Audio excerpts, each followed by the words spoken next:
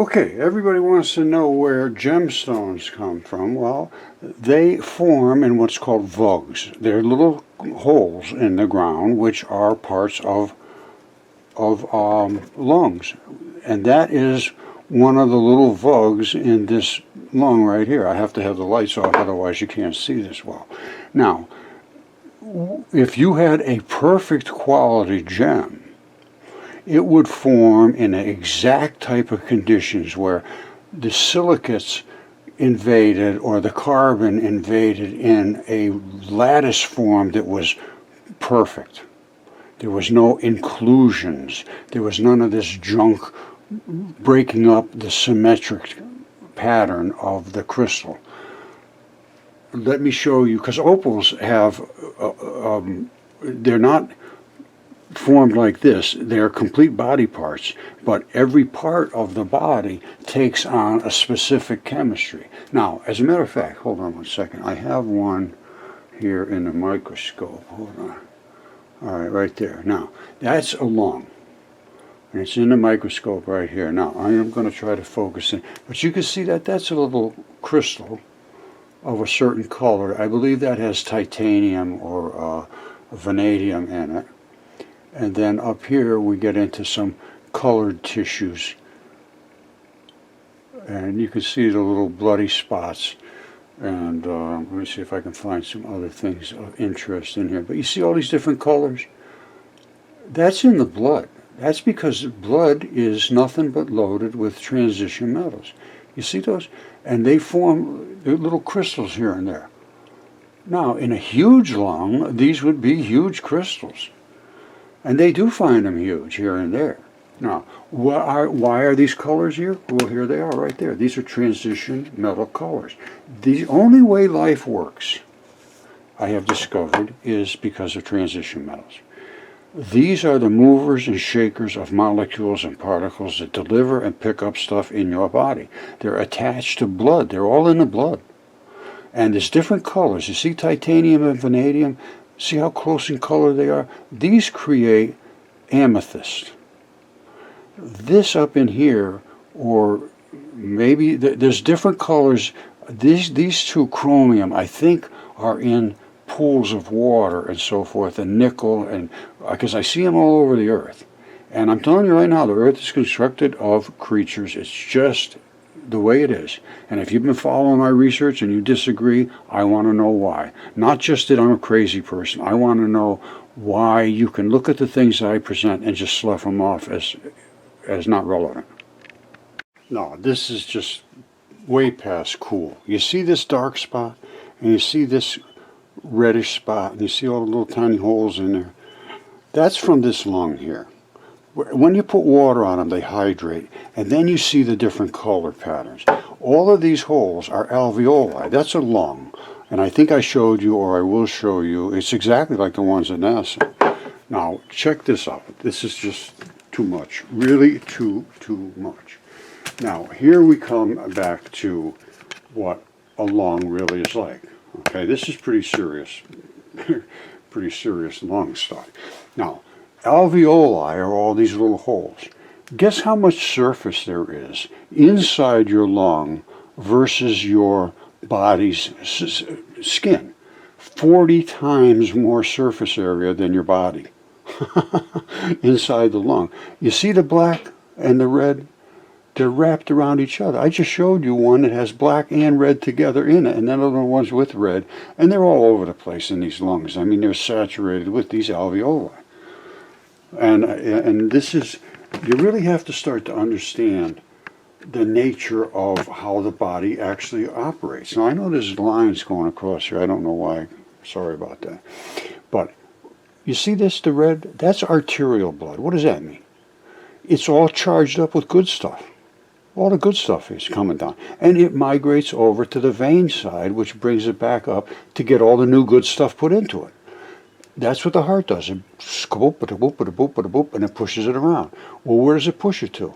It pushes it up into the lungs. And then the lungs take the used up blood and they send them down, and the artery blood, which is all charged up, goes down into your organs. These are all your different organs, your intestines, and your kidneys, your lung, heart, your everything, pancreas. Every one of these has different digestive juices. Different digestive juices translate literally to different transition metals, and every one of these will have a different color.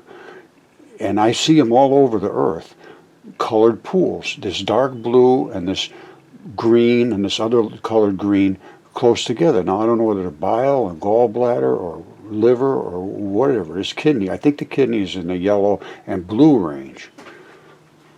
It's time to start thinking of things in a whole different way.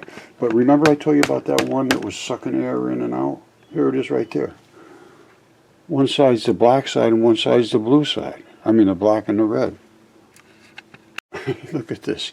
These are alveoli. These are the little, well, here's what your lung looks like when you get way down deep inside and you start to look at what it's all constructed of.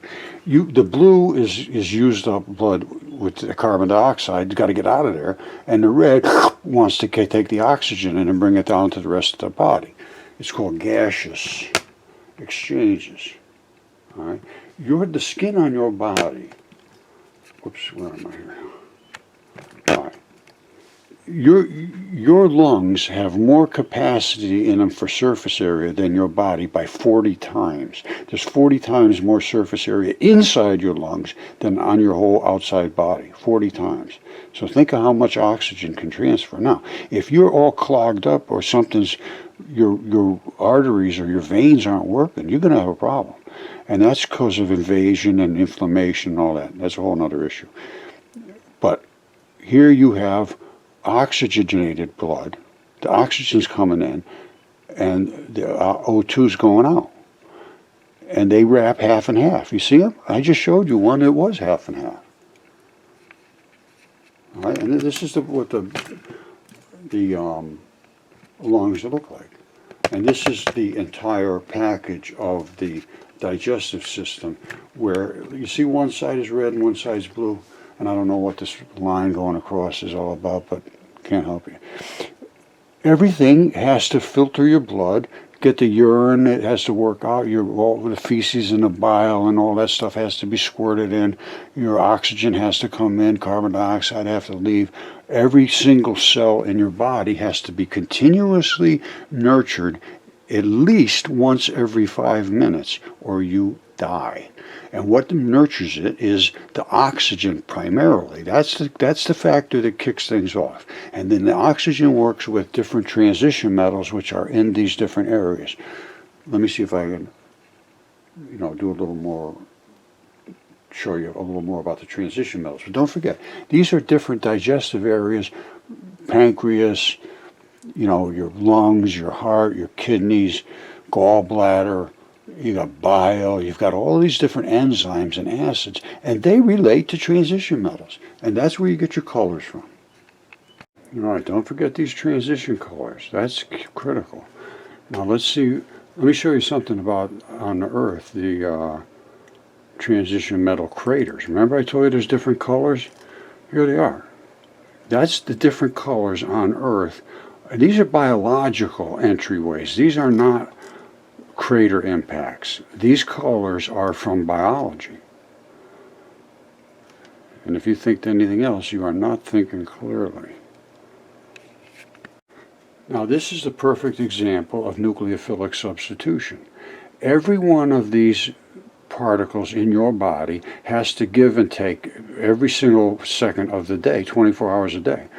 This is the heart. It pumps blood through here. Blood is saturated with these little colored particles. And what are they, Roger? Well, those are your transition metals. And why do we have a red spot in the middle here and no red spot in the middle here? Because the heart was laying this way. Transition metals have a heavier specific gravity than blood plasma. They settle to the bottom. So that heart was laying in that orientation.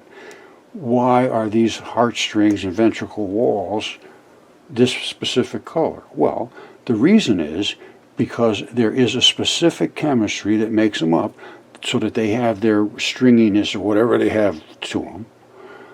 Every single organ in your body, And your tendons, your muscles, your sweat glands, your eyelids, your eyeballs, your earlobes, I mean, every single thing in you has a different chemistry to it. A different chemistry means different colored molecules attach and detach. And that's why you're seeing this. But primarily, you got a ton of blood running through here and in the middle of your heart. But here, these are your aorta and so forth. They don't have much of the transition metals. Transition means you're moving something from one place to another. That's what blood does. The blood must have leaked out of these here, but it collected. That's all I can say. And here, there was more of an invasion from some other body organ, which must have been laying next to here, which is green. Now, if we went back and looked up what green primarily is in the transition metal colors, we might be able to figure out what was trying to invade here. Because that's the bottom, don't forget. This is probably a heavier molecule because it's lower. It's not up as high as this. So everything that's heavy drifts down. That's why it's much greener here. And it was probably in an orientation where this was lower too, because there's a lot more green down here. Let's see if we can figure that out. This is what I like. I think this is fun. Well, I'm looking at opals. Look at this. This is an eyeball. And again, the colors represent the kind of tissue that was invaded by these transition metals. And they have to be in a certain condition, aqueous. You know, transition metals are aqueous molecules. They're watery. They have to be in water to move around. And when they do, they find other molecules that say, hey, if you stick with me, we can both get through this thing together and become a stable eyeball. And they say, okay, no problem. And they lock together. Now check this out. I showed you the opal heart. And these are the ventricle walls, the heartstrings, all that, the aorta. Now look at this. This is also a heart. But this is what they call a water opal.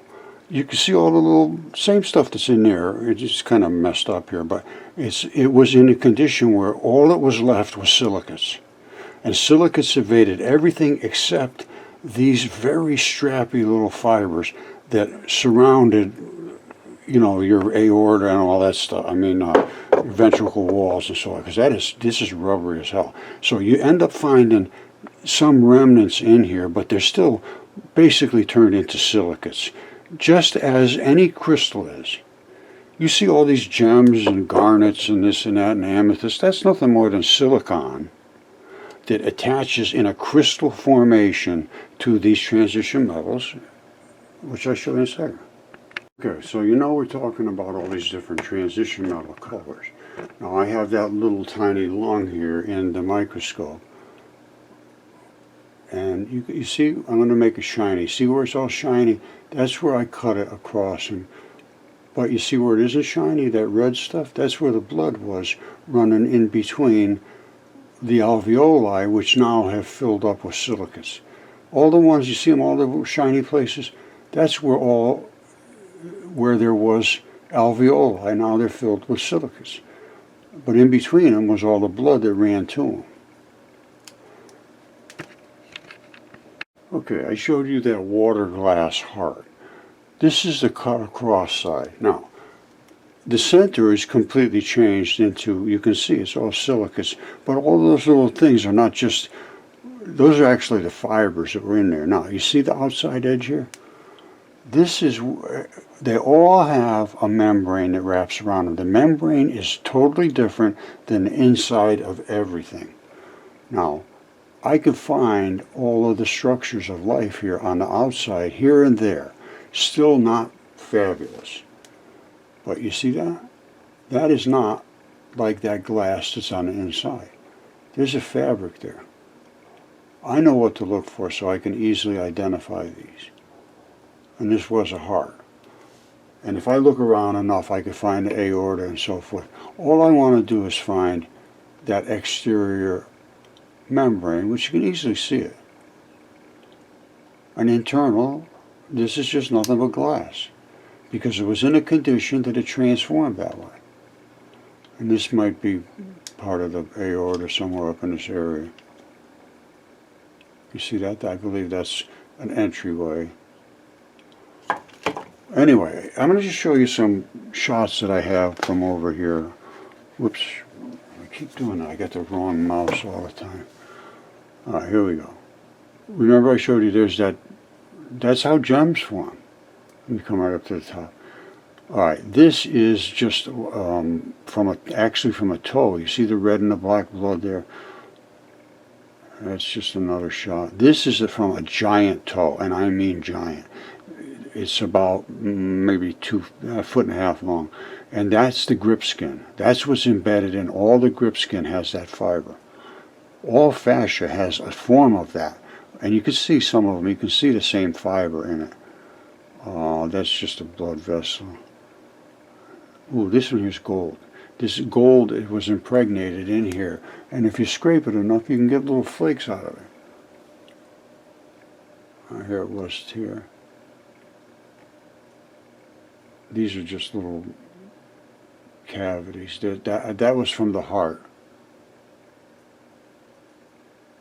That's some moss growing in the guy's lung. Now that, you see, this is the coating. Hold on a second. Alright, this is feldspar, and all of my mud fossils are coated with this feldspar because it's the membrane. The membrane has collagen in it. The collagen has all these fibers in it, and it solidifies into what I once called fascia-facilitated fossilization, because this is the inside. Now these are straps. All the white ones are the connective tissue. This is muscle fiber. Now, I'm going to move this a little bit and you see it. You see, that's the coating.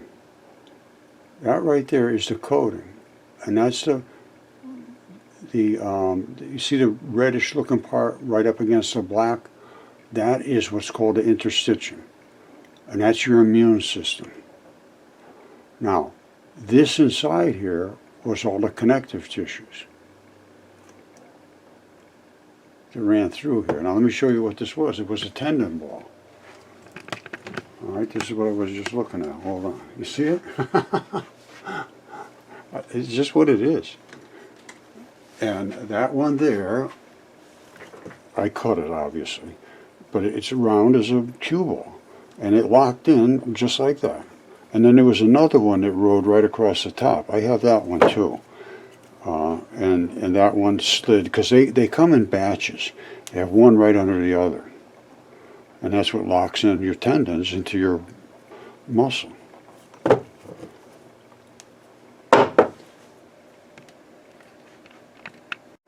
This is going to blow your mind. What you're looking at right there is the callus on a giant toe. And this is unusual in so many ways. This is the callus right here. Now, the toe itself, this is the bottom of the toe. Now, I only have one really good arm. The other one's pretty well shot. Now, this, I have shown over and over, is the grip skin. I don't know if you'll be able to see it. That little white fabricy stuff there. And I show this in the microscope anyway, because I did a lot of work on this particular toe. Now, how do I know it's a toe and how do I know it's a big toe? This is the bottom again. This is the grip skin. This is the pad that is on the heel. I mean on the toe. Your toe has one of these too. A really gnarly spot right on the inside. Okay, this here, let me see if I can get a little better shot of this. This is actually the fingernail. Was right here. Let me get over here. Alright, you see where the fingernail was? Alright, this is all fingernail. Now, this side here is all black blood. You see that? That never, ever, ever happens. The black blood never blows out. And you say, well, Roger, it blew out there. And I say, yes, you're right, it did. And can I explain it? Yes, I can. Why did that black blood blow out there? And because we can see it right here. This is the black side. You see right there? That was the artery, vein. This side had the artery. The artery didn't blow out because of that gigantic callus. And that is the only reason that the artery did not blow out, because of that gigantic callus was like a cap holding it tight. Let's see if I can balance all this. Like I say, one arm, not easy. This is the vein side. Black blood is vein blood. It never blows out. Well, here it is all blown out from the vein side. And the reason is that the artery wanted to blow out. It couldn't blow out because of this cornified, heavy-duty scab, callus. Look at the size of that callus. Look at that thing. That's how callus on the side of the guy's foot. The toe. And you can see it real well. The bumps and everything, it's like, it's what they call cornified. You see that? That's the callus. I mean, this blows my mind. And that's the only reason that it blew out on the other side. And all the blood came down and it messed up the toenail because it was trying to blow out this side and it couldn't do it. There's gold in here. I've seen this. There's a lot of gold in this. You see down in here? I don't know if I wish I could bring this over to the microscope. I just can't handle it. My arm cannot handle it, my friends. But there is gold in that callus, because gold is in blood, and blood filters through this stuff. There's all kinds of crystals. I could break this open. You're going to find all kinds of metals, and they're all over the place. I might have it in a microscope. Let's some of my pictures in it. But that's what it is. That's the guy's toe. And don't forget, you can see the blood. Oh, that's the blood right there. That never happens. The black blood never goes like that and blows out the side. Just does not happen.